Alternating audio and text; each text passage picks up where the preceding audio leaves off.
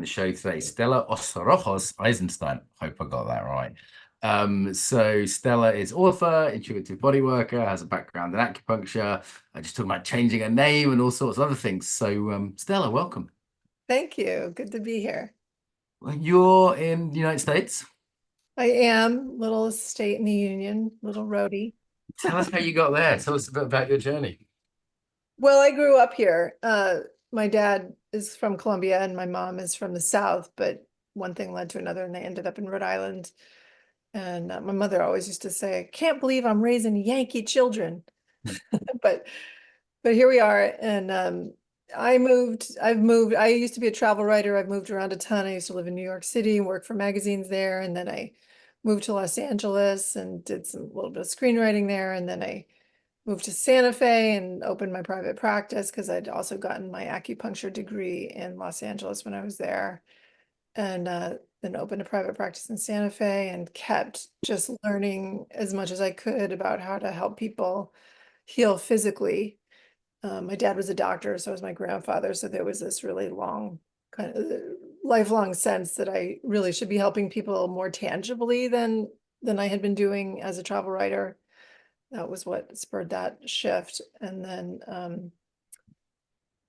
then at some point I got divorced and remarried to Charles Eisenstein. I understand you didn't, most people kind of, that's my calling card, but I had no idea you got. I've adored Charles. I've had him on the show a couple of times. I remember during the Embodiment conference, I did a late night session with him and had a nice connection with him. And I've always liked his writing. I get his newsletter, and I actually had no idea that you guys were connected. Someone else recommended you, and so yeah. that was a nice surprise. When I was like, "Oh, I know someone else with your surname." Right.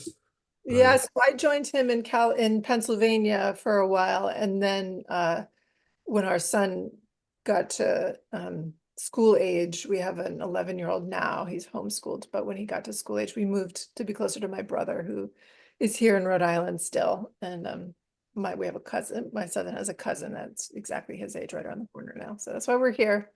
And what do you do now? Tell us. I mean, obviously, I've been researching you, I've been listening to other interviews and things, but yeah, well, tell us what you do. Yeah, so I trained as as I said, I used to be a travel writer and I've done a ton of writing, but then I trained as an acupuncturist and really leaned into private practice just because I loved it. I loved working with people. I loved hearing their stories and getting really intimately into the details of their lives. And like one joke acupuncturists say is no other profession can you really ask about people's poop as much as you can in acupuncture. So Yeah, I was surprised when I first went to alternative health people, they start asking about my poop. I remember just we're very interested. Yeah, we're very what? dad actually just recently passed and we spent the last 10 months basically talking about his poop. Yeah. So uh, so I got into private practice, learned all these other modalities, learned depth hypnosis, learned ortho-bionomy, and and and really just started to like ask, what is healing? What is going on here? Because some of these modalities, ortho-bionomy, integrative manual therapy, depth hypnosis, are quite magical and seem very miraculous. And so I just got super curious trying to figure out the heck was going on here because, I would go to these healers and they would resolve trauma in my physical issues going on in my body. Um, you know, and they would resolve them without even touching me sometimes. Sometimes they would be touching me, but often they wouldn't, but they would be able to kind of manipulate the field somehow to release trauma from my physical body. And I had a lot of physical issues growing up. I just wasn't a very healthy kid. I was sick from like November through February every single year, and I had scoliosis by the time I was 16. I had chronic disease when I was in my 20s, and with these alternative modalities, I've been able to reverse so much of it. And it just seems so miraculous. So that's really where I've spent the last 15, 20 years is really delving into the question of like, why do these things work? And now I offer, mostly offer classes in teaching people how to kind of hack their parasympathetic nervous system to get their body to heal with more alacrity, with more speed, and then resolve some of these issues that Western medicine really doesn't go anywhere near. Um, Let's go straight into that then. Like why does healing work when it works? I'd say sort of skeptical, but with some open-minded. I've done different modalities. I've definitely tried acupuncture, for example, and got some benefit from that. Not long ago actually. I've tried a few kookier sort of no-touch things at distance just to go, you know what, I'll give it a try. I've been desperate at certain points in my life, and I've also seen sort of, despite some skepticism, I've also seen some unusual things happen that I thought, wow, that's kind of surprising. Yeah, why does whatever works work? so I can give you the short answer and then I can go back and tell you kind of what my process was in coming to this. So the short answer is that attention plus allowance is the root of all healing, is the principle behind all healing. So if you take consciousness to be the prima materia, then you understand that attention is actually all we have to give each other. Now we are embodied and we have physical experiences of this that are quite uh, catching. We really live, especially in our culture, in the reality of our physical bodies. Um, but but if you but all the ways that we pay attention to each other, some of them are physical and some of them are different kinds of attention, right? Like we can pay attention in our emotional body, we can pay attention, with our mental body, and we can touch each other. That would be physical attention. Um, no matter how you look at it, it's a form of attention that we're giving each other when we heal. So you can even say placebo. When you give somebody a placebo pill, you can call that a form of attention, right? Like you've applied something, a form of attention. And if you get out of the way when you do that, in other words, if you trust or if you um, relax and let it happen to you, it will heal. And that has to do with um, getting the specific frequency right of that attention. So if it's a placebo, and that's the specific frequency of attention that is needed to meet the trauma embedded in the tissues of that person, then they will heal. If it's a homeopathic remedy, that frequency, if it's correct, will meet the specific trauma embedded in the tissues. So And what do you mean frequency? I tend to find that's one of those sort of slightly pseudosciencey words when people say the frequency of something, they're using a term from physics, but did you mean it? How do you mean that word? as witness mostly. So, uh, and the best way actually to go about this is to show you what I mean, if you'll play along. I'll play along. Why not? All Seems right. like a nice lady. If nothing else, I'll give it a go. Uh, All right. So let's say, or let's pick, um, let's just we can pick a place in your body, or I can pick one for you. Um, somewhere with trouble, somewhere with a injury. yeah, a place that I would say one that you are secretly worried about. Secretly worried. I've got one that I'm have some concern with. Not sure it's secret, but maybe I'm denying the potential seriousness. All right, so put your hand on that place. And then, so just put your attention there. So, and then you're going to sit behind yourself. So I mean that energetically, but a very quick way to get into that mode is to activate your peripheral vision. Just activate your peripheral vision. So you're paying attention, and now you're activating your peripheral vision.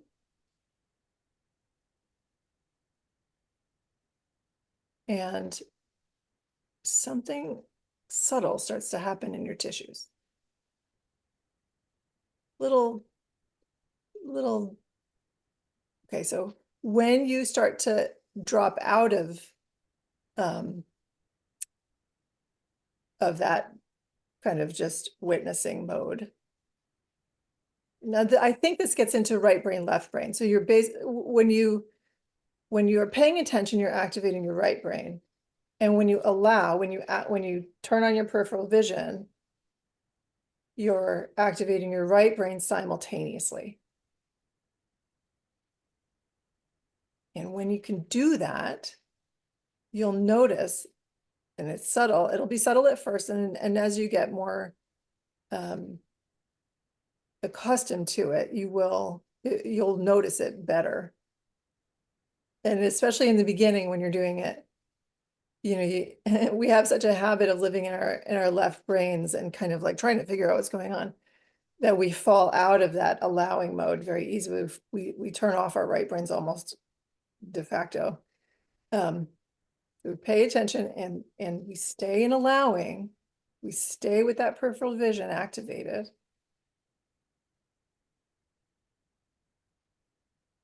And your body will just start to turn on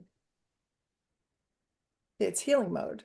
It's just a way to hack the parasympathetic nervous system to get your body to heal in places where, there's an embedded trauma. There we go. Can you feel that? No, I mean, it's pleasant. I certainly paying touch is always nice, and touching my own body I find pleasant. I find it quite tricky to hold the sort of peripheral vision and the attention, as you say. There's sort of two things. How about your shoulder? Is there anything happening in there?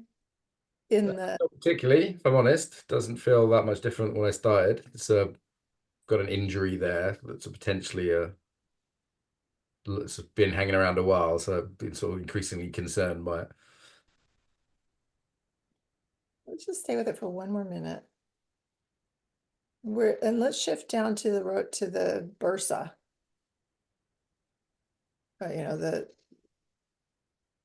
The connective tissue sac around the shoulder joint.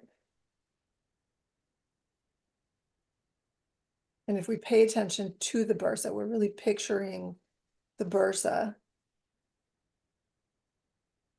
and whatever stiffness is there.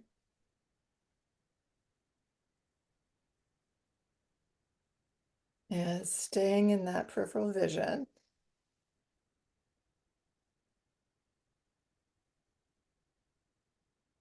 To me, it feels like the bursa is getting a little stiffer. It's getting kind of tense. And that's good because the frequency of the stiffness of that bursa is getting matched. It's getting met.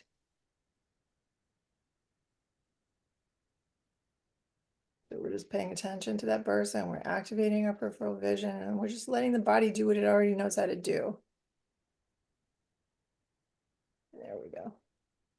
And now it really starts moving in my sensing.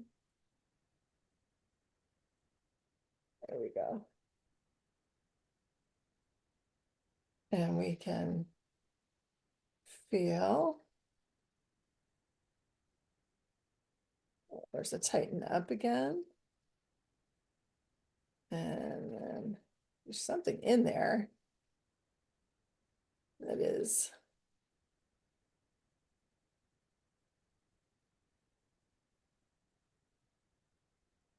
there we go. Looks like it's relating to your neck. Like maybe what is that? C3. A little tension in the nerve. Paying attention there, and then it's gonna shift right there. And just move that shoulder around and see if it feels any different. Yeah, maybe a little more relaxed. I mean, I've been touching it for a few minutes there. So you're right. So in the gym tomorrow, if it's really changed, that's not normally when I feel it the most. Yeah. So these are not, so this is what I do. I pay attention to the tissues, I get out of the way, I activate the peripheral vision, I get the body's parasympathetic nervous system to turn on. I teach people how to do this. The changes are not always huge. It's not like best, bingo presto, you have a completely healed arm, but you have these small, you have this small augmentation often of healing in that shoulder joint or wherever. And those add up. So those add up over time. And sometimes you'll get bigger shifts, but often you just get this sort of micro repair of all it's like you're just saying to your body, hey, you have all this capacity to heal yourself, and let's put it to use where we want it to go. Because let's just augment the capacity and move it to that shoulder so that we can get more range of motion, get more repair in that particular area. The reason we have to do this, because your body's always working to heal itself. And it is taking whatever you're, throwing at it and working all the time. But when trauma is lodged in the physical body, when it's somatized, it is forgotten. Part of what causes it to be somatized in the tissue is this need to not have it be front and center in your body's day-to-day functioning. So you have to, in order to heal these old injuries, you have to kind of hijack the body's capacity to heal and go back and get those areas, kind of recollect all those. So this whole kind of, how do we age? Why do we age like this? We don't have to do that. We don't have to end up being this, baggy collection of old injuries by the time we're 40. We can actually resolve these old issues, and that's how I do it. That's what I talk about. It leads to a lot of really fascinating, a really different understanding about medicine and what medicine can be. But when we suddenly have this capacity to kind of go back and heal all our old things, and I encourage you to just keep up with it. And see what happens when you just hold attention in different parts of your body and activate your peripheral vision. It's such a low-hanging fruit. You can do it when you're asleep, before you go to bed at night. Just put your hands on your body, activate your peripheral vision, fall asleep, and your body will heal that area with just more focused, more oomph than it would otherwise give to that area. It seems like we're in such sympathetic arousal most of the time in modern culture. I was running around on trains yesterday, going between cities, on a plane the day before, surrounded by strangers. There's an intensity of pace, isn't there, to modern life? And I can't imagine that's good for any healing process.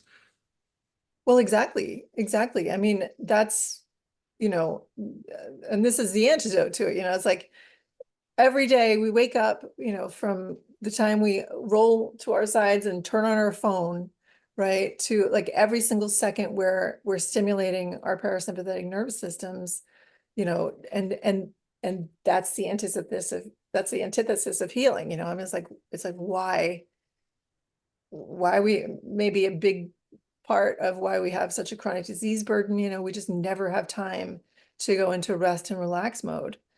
And it's also quite crucial in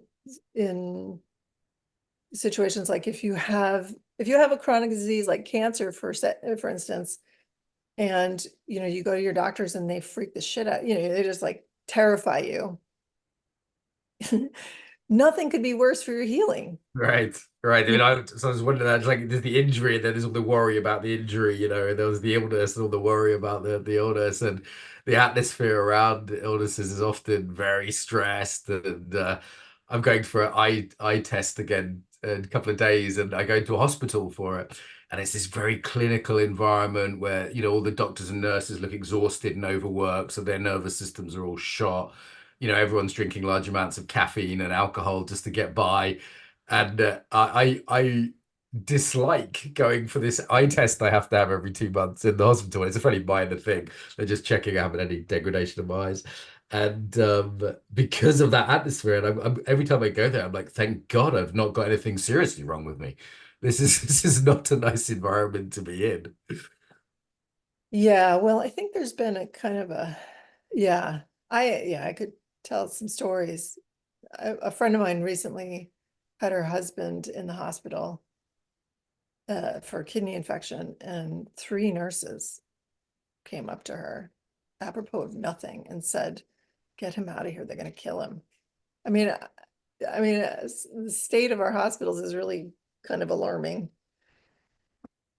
I also have experience with this more recently with my dad. My dad was a doctor and started, was the first surgeon over at our local hospital, opening up the orthopedic clinic. And he expected that when he just died of pancreatic cancer. And when he expected to be treated well when he went into hospital. But yeah, they were shockingly incompetent.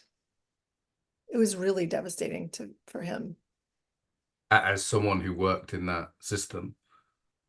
Yeah, as a top of the food chain member of that Uh, system, uh, like even him, even even him as someone who even was didn't get, a bit yeah, care. on. Yeah. Yeah, yeah. Well, I'm Anyway, sorry for your loss as well. Let me just say that, just human to human interview. yeah. Yeah, I mean, we had a really beautiful. So I trained as an acupuncturist, and he wasn't happy about it. He really wanted me to become, you know, some kind of doctor like him, and but he came around when, just doing these little procedures on him at with pancreatic. He had 10 months of pain-free. Pancreatic cancer is supposed to be one of the most painful ways to go out, but we were able to kind of shepherd him out without any pain whatsoever. He took one Tylenol the entire time. From the With acupuncture, from the with this kind of putting your hands on your body, sitting behind yourself, letting your body heal, because you can, okay, so we did a little 4-minute thing on your shoulder, and maybe you had a little bit of improvement. And you can attribute that to the warmth of your hand for sure.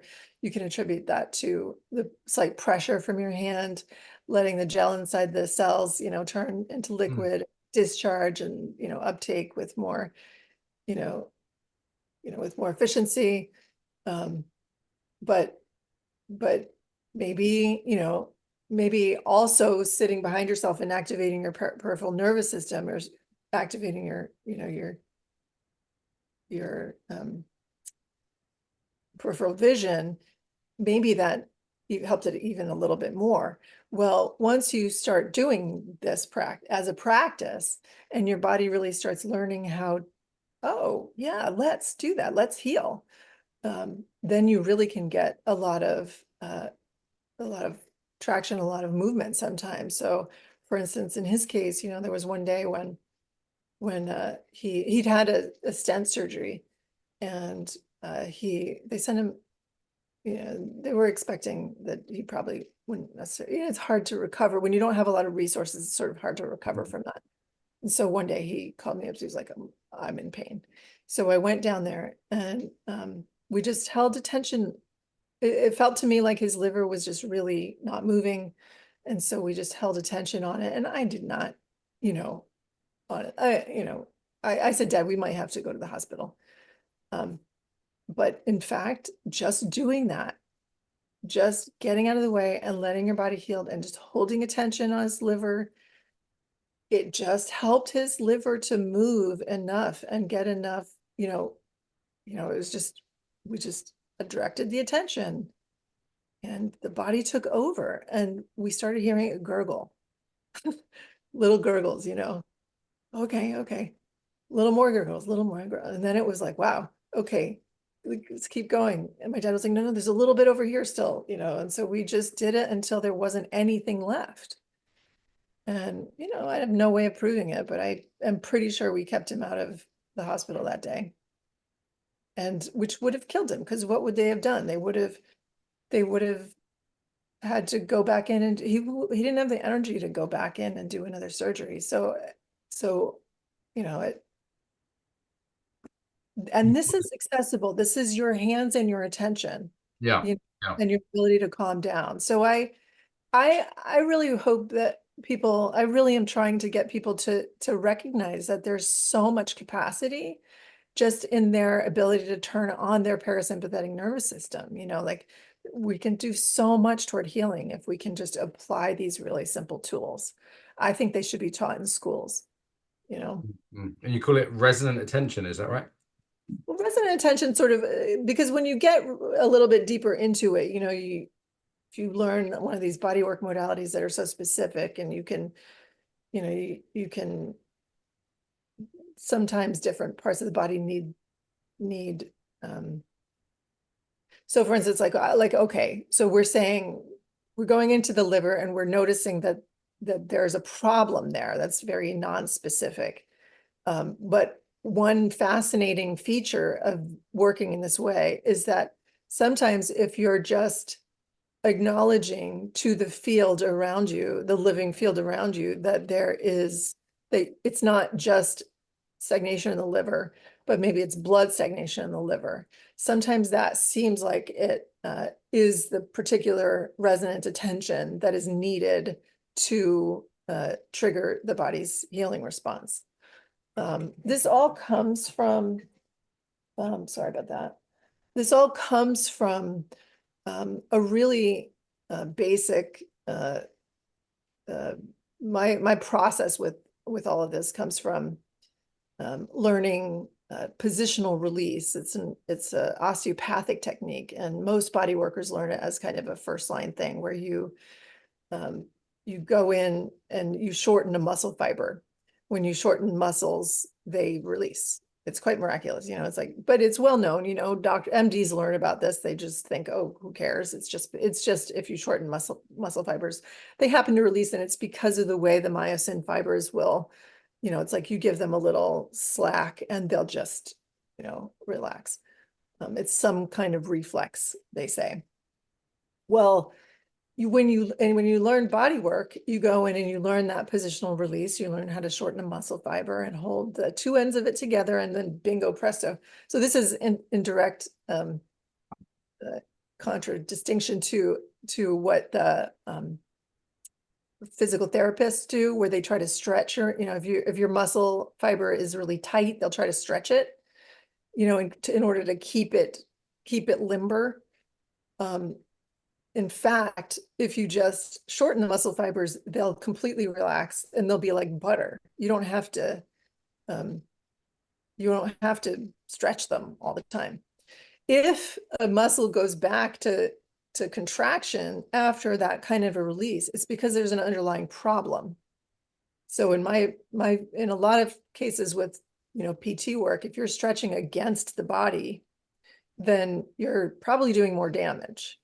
If you're able to use a softer approach and it's still tension, then there's something you haven't met. And so sometimes it'll be like a tear in a vessel, and you want that, your body is contracting around it, is splinting around it in order to protect itself. And we find that, yeah, actually the body works in its for its own benefit almost all the time. It's always working for your benefit. It's actually not something you need to fight. It's something you need to support. And anyway, so this positional release, once you learn that technique, you then go on and you try to apply it in other ways. Well, what happens if you apply it to tendon? Hold tension, kind of give it a little slack. Can you get the tendon to release? Well, as a matter of fact, you can get that, body workers are learning this technique all the time. They're just not thinking about it in terms of attention allowance or a connected field. But we find, yeah, tension. So what happens if you hold it in bone? Can bone heal? I mean, I have stories of bone, holding attention in the bone, and it just cracks back into place. It's quite amazing. Friend of mine's daughter fell down the stairs, and she came up with her arm dangling. and she put her hands around it and did, she was using a different one of these, kind of combination of kind of myofascial and planar kind of movements that body workers learn. But the next day she went in and the doctor looked at the x-ray and presumed, he said, wait, so she broke her wrist 6 weeks ago. Like bone can actually heal that quickly too. And this is not common knowledge, but we see it happening all the time. It's just a little bit under the radar, a lot under the radar. Mm. I'm still curious about, you said just before we hit record about changing your name, and there was I didn't quite get the full story there, and it's still itching. So are you happy to share that story? Sure. Yeah, I mean, I grew up as a writer. I worked in magazines in New York City, worked for Condé Nast. And then at the end of my 20s, I was sort of feeling frustrated that I wasn't helping people more directly. And so I went to acupuncture school, kind of dropped out. I went to acupuncture school thinking that I would get that degree and then just go back and work for magazines. Um, and then the whole magazine world changed and it wasn't really possible to do kind of what I envisioned. And I got more deeply into healthcare. Um, but I was still an artist at heart, like that was kind of I just thought of myself as a writer. And so as a side project, I started I decided I was going to change my name. It was just a stunt originally. And then come to find out, uh, when you enter a um, spiritual community, very often they'll give you a new name, and they do that to help you see around the confines of your ego. So I had an experience like that, and I talk about it in this book I wrote. It was published by North Atlantic Books in 2012. It was called Star Sister: How I Changed My Name, Grew Wings, and Learned to Trust Intuition. And I was also meditating at the time. So the growing wings thing was just from a funny experience I had with that, with meditating.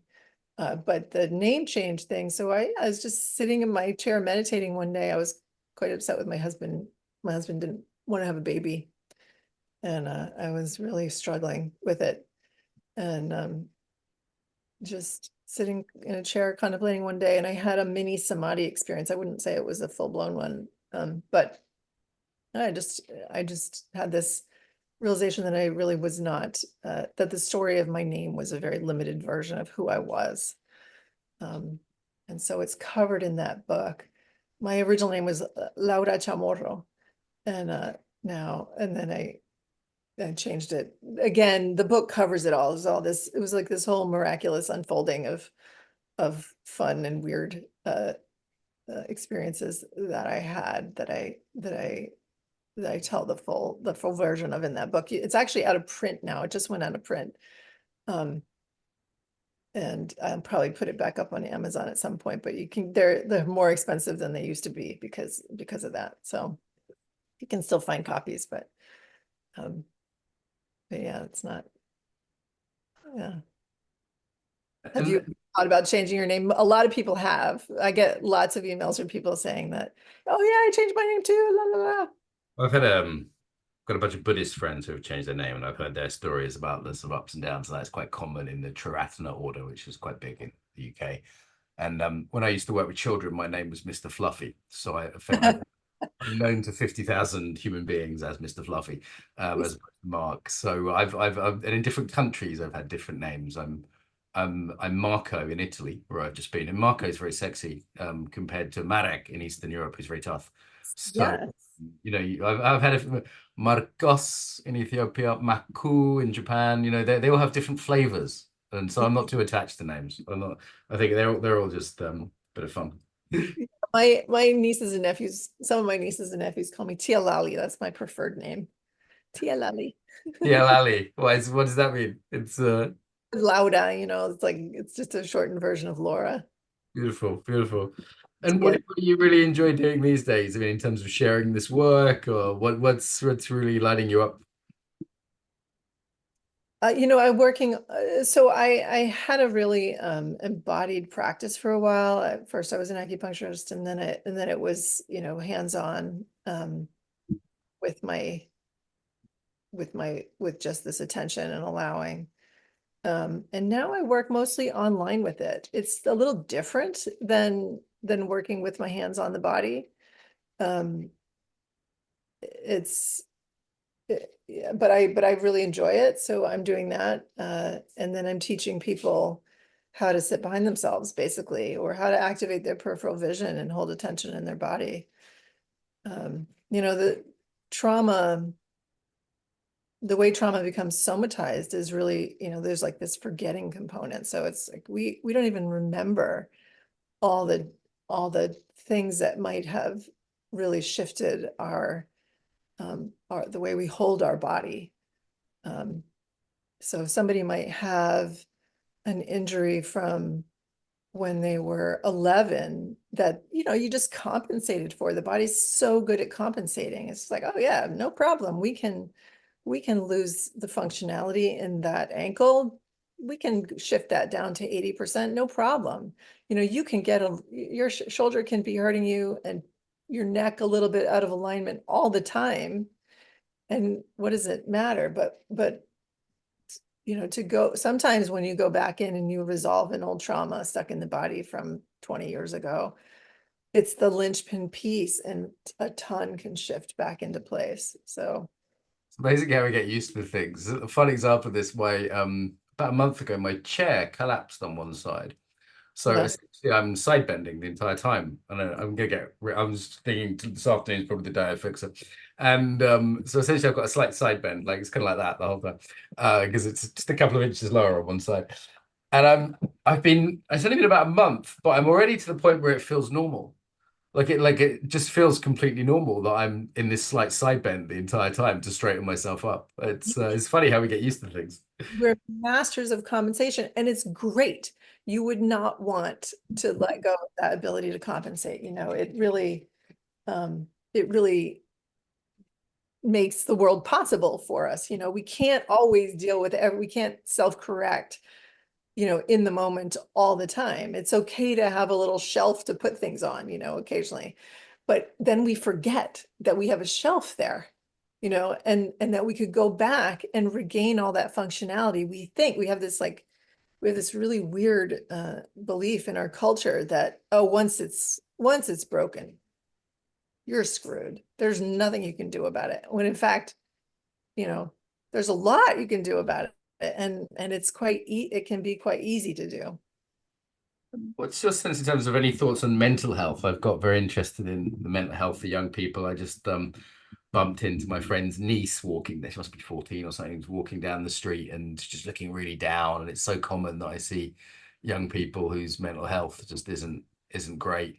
Yeah, any thoughts on the sort of psychological side of things? I mean, I guess it's, back to our context of stress and everything else.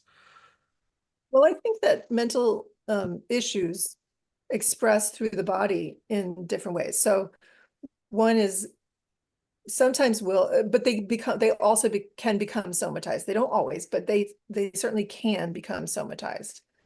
And I'll tell you a story about this. So recently I had I used to have scoliosis. I don't have it anymore. But it's still, I don't have the bulk of it anymore. It's still healing just a little bit now. And uh, I recently realized, wow, my diaphragm is really tense and it's just constantly in spasm. Why? And series of events, I finally was able to get down to my diaphragm and start paying attention to my diaphragm. And I'm feeling around in there and trying to figure out, what is this? What is this? And one of the modalities or one of the methods that I use for trying to figure out what these somatized traumas are is that I'll say, like, okay, is this in the mental body? Is this in the physical body? Is this in the belief system? Where is this coming from?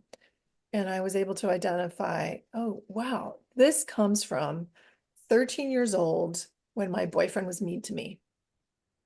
And I developed a belief that I really, really believed, and I believed it so much that I just smashed it into my tissues and just let it live there for the last 40 years, 30, 40 years. And it was, I need to be thinner, or I'm not beautiful, or I am not desirable. And it tensed up my diaphragm, sort of a sucking in your belly kind of a response to the world, right? And just like locked in this belief, gotta suck in there, or gotta, I have to hold it. I'm not safe in the world because I'm not right. And so this is just a subconscious response that my body has via a belief to the world. And I'm expressing all the time. I'm all the time walking around with this tight tension in my diaphragm. Now, that was minor. Think about a Black person walking down the street, right? Like what their response to the world through their bodies might be, right? Or somebody who's been abused by their father, or somebody who's been, like, all kinds of trauma that we carry in our bodies. And now you're walking around with a tight diaphragm, or tight back muscles, or any kinds of response. Those are mental beliefs, but they create a somatic reality for us. That's really hard. That leads ultimately to chronic disease, right? Because what happens if your diaphragm is actually not functioning? You can't take a full breath. I used to sit in yoga class and be like, wow, people seem to be able to breathe through their belly. Like they seem to be able to expand their belly. Why can't I expand my belly? And I just couldn't. I just couldn't. And so, I just like, oh, well, maybe I just work differently. No, actually, I had this embedded trauma in my diaphragm. And when I was able to pay attention to it and bring softness and just witness, wow, that was hard for you at 13 to have that kind of response from somebody you held in esteem. So how do and then feel my diaphragm relax finally after 30 years. And then, oh my God, my lungs are functioning now. My belly can expand. I can like, I don't have sleep apnea anymore as a result of that. That's going to up my life expectancy by something like 5 years. Big. Yeah. I mean, there's so many, I mean, it's just, and again, this is my little life. Like, this was nothing. And, I mean, it was meaningful to me, but in terms of the range of what traumas people experience out there, like, what are we holding in our bodies? What is a low-hanging fruit we can't get off the table, that in terms of like healing ourselves? There's so much. So, but there's tons of the other major um, um, expression of belief or mental health that one thing that I think is not very well understood at all is that we can have somatic responses to mental health issues that we try to treat, with drugs or pharmaceuticals or whatever, but that are really rooted in mental health. So for instance, if you are in fight or flight all the time, if you're living in an environment that is dangerous and you're in stress mode all the time, that's going to kick your kidneys into action. You're going to be slightly hypoglycemic all the time, right? Because your kidneys are like, watch out, watch out, watch out. You're just, constantly monitoring the environment, constantly looking for danger signals, constantly looking for danger coming at you. So your body is always primed to respond. So it's always mobilizing sugar in order to jump into action when needed. So we talk about chronic disease and obesity, but we're not linking that. We're not recognizing that there's a mental health component. It's physical and mental, but there's like this embodied, like, and so maybe you'll, like, some people talk about it as, oh, you're adrenal dominant. They'll say like, it's just genetic. But what I've found is that there's often a trauma. There's a somatized trauma that's the root of that. That's that if you can resolve it, Hmm. um, it will change your physiology. Nice. Nice. We need to wrap up relatively soon. Stella, it's lovely to meet you. And Right. sorry again for your recent loss. It's interesting work. Certainly with you on the stuff around stress and how we're that can come from trauma, can come from a whole cultural milieu that we're in as well, and the power of attention. Where do people go to find out about you and your work? Yeah, so they can go to www.resonantattention.com. That's RESONANT attention, ATTENTION. It's all given as one word.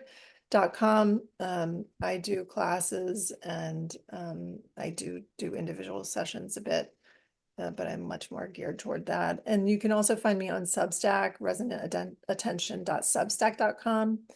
I write mostly, if you just sign up for the free email there, you'll just get information about what I'm offering. If you become a subscriber, I show case studies, and I have another memoir that I wrote there about my own healing journey that really delves into this method and Can I ask how you find Substack? I'm very likely going to start a Substack soon. Is it something you enjoy as a platform? I know some listeners know about it, some don't. Substack. I find to be great. I mean, it sort of has all the functionality that I want, and people Mm. seem to be able to use it. The only thing is, if people, yeah, the only issue that I have is that when people want to sort of shift around their subscriptions, like it's not very clear if you're on Substack or you're on an individual site. People don't understand that there's this back end with Substack, but I think that might be just the over 40s. I don't think the youngers have so much of a problem with understanding the back end architecture of Substack. They're adding also a bunch of new features that I think are really, really great. But yeah, and you can sort of hack it in different ways. Like I don't really use it the way you're supposed to, but it works for me still. So um, I think it's where the cool kids hang out. Well, the cool kids. Okay, I'll see you there shortly then. Stella, thank you for joining us. Nice to see you. Thanks so much.